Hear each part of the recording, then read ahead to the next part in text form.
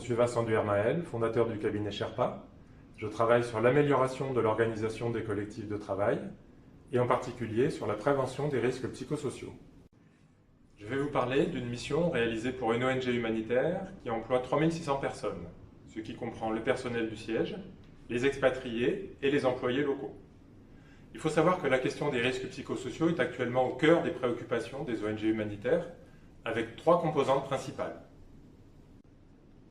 Bien sûr, il y a les risques de stress ou de violence inhérents à toute situation de travail, mais aussi les risques spécifiques liés au contexte des interventions, des guerres, des catastrophes naturelles, etc. Sans oublier les conditions de vie hors travail pour les expatriés, le logement collectif partagé avec les collègues, la limitation des déplacements personnels, etc. La direction et le CSE de cette ONG ont décidé de faire appel à un prestataire externe pour sortir d'une situation qui était bloquée. Le dialogue se cristallisait jusque-là sur la demande de création d'un poste de spécialiste du staff care, en anglais « prendre soin des collaborateurs », sans que les missions de ce poste soient clairement définies. Donc le sujet n'avançait pas.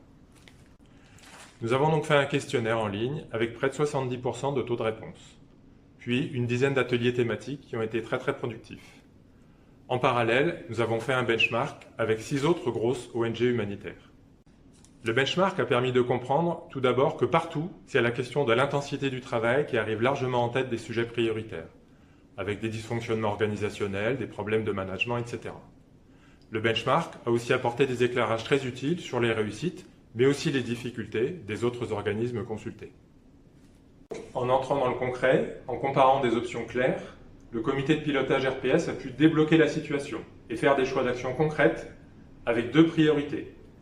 D'abord, un gros effort de montée en compétence des managers, à travers de la formation, mais aussi des approches plus individuelles, comme le mentoring, qui sont en cours de mise en œuvre.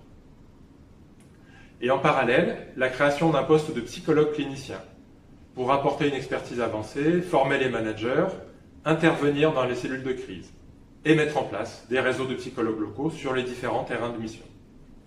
En conclusion, je soulignerai la puissance du benchmark et la volonté constante du comité de pilotage de bien comprendre les risques, mais aussi les solutions possibles pour faire des choix éclairés. Aujourd'hui, la direction et le CSE partagent la même vision de la prévention des RPS et travaillent ensemble sur la mise en œuvre d'un plan d'action très pragmatique.